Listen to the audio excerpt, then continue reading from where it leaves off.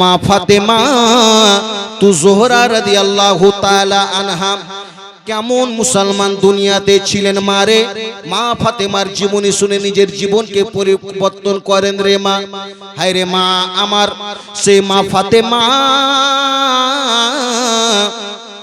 একদিনকার কথা রে বাবা, বাড়িতে টাকা নাই, বাড়িতে পয়সা নাই, কিতাবের মধ্যে পাওয়া যায় মা ফাতেমা কষ্ট বাড়িতে রয়েছে। তিনি যেন ওই জাতা পিসতেছেন রে বাবা। ওই জাতা পিসতে পিসতে ওনার যেন এত হাতগুলো গরম হয়ে হাতগুলোতে ফোঁসা পড়ে, ওই হাতগুলো দিয়ে যেন রক্ত ঝরতেছে। হায় রে মুসলমান, কিন্তু উনি হাত দিয়ে জাতা ঘুরাতেন আর মুখ দিয়ে কোরআনের তেলাওয়াত করতে। আজকে আমার মাদের মুখে কোরআন থাকে বাবা, কার সঙ্গে ঝগড়া করবে, কেমন কি বেরান্ডার নাচ গান থাকবে, ওইগুলো মুখে, কিন্তু কোরআনের তেলাওয়াত বেরাদার ইসলাম থাকে না। হায় রে মুসলমান, কিন্তু উনার বাড়িতে খাওয়ার নাই, কিন্তু এক ওয়াক্তের নামাজ কাজা নাই, এক ওয়াক্তের নামাজ কাজা নাই, বাড়িতে খাওয়ার নাই আর জানো নামাজটাও কাজা নাই।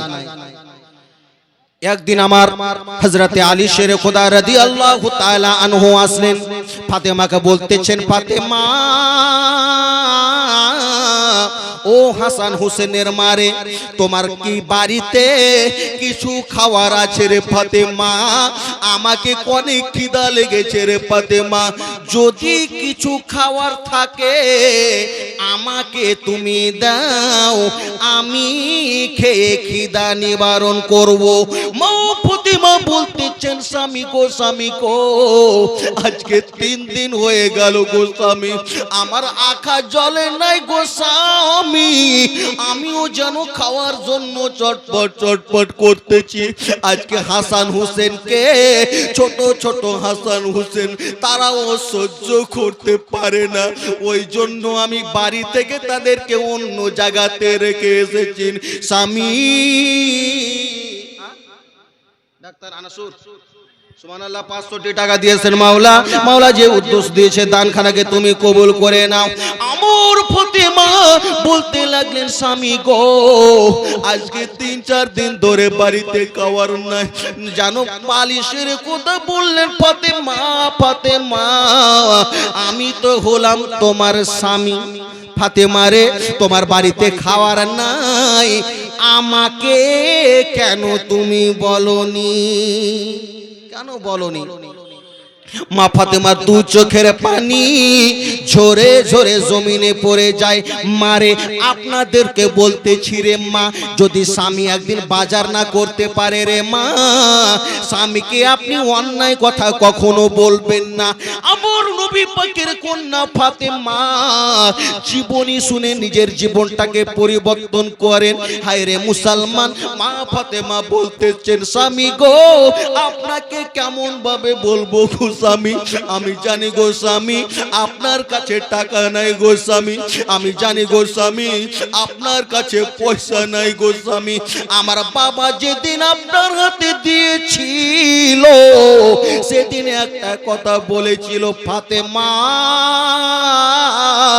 ফাতেমা দুনিয়ার জমিনে তোমার বিবাহ দিলাম রে ফাতেমা আলীর সঙ্গে, আমি জানি রে মা আলীর টাকা নাই রে মা, আমি জানি রে মা আলীর পয়সা নাই রে মা, কিন্তু ফাতেমা রে আজকে মক্কা নগরের বড় বড় ধনীদের ছেলেদের সঙ্গে তোমার বিবাহর প্রস্তাবখানা এসেছিল, আমি তাদের সঙ্গে দেয় নাই রে মা, কিন্তু তোমার বিবাহ দিলাম আলীর সঙ্গে রে মা।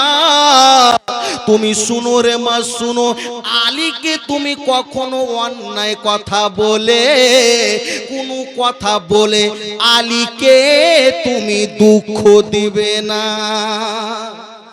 আলীকে কখনো দুঃখ দিবে না।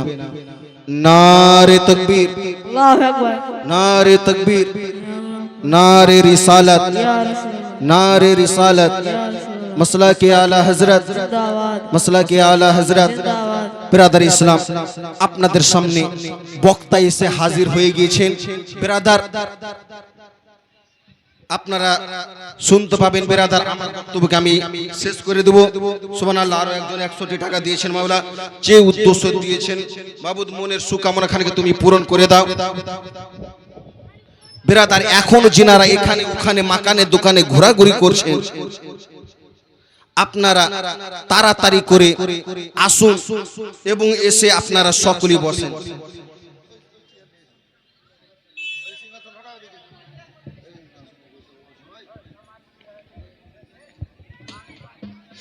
তো বিরাদার ইসলাম মুআজ্জাজ সামনে کرام, যেহেতু বক্তা এসে হাজির হয়ে গেছে, আপনারা সকলেই শুনতে পাবেন সুমধুর কোকিল কণ্ঠী জীবনী বক্তা হযরত মাওলানা আলিমউদ্দিন সাহেব মুর্শিদাবাদ থেকে তিনি আপনাদের সম্মুখে চলে এসেছেন।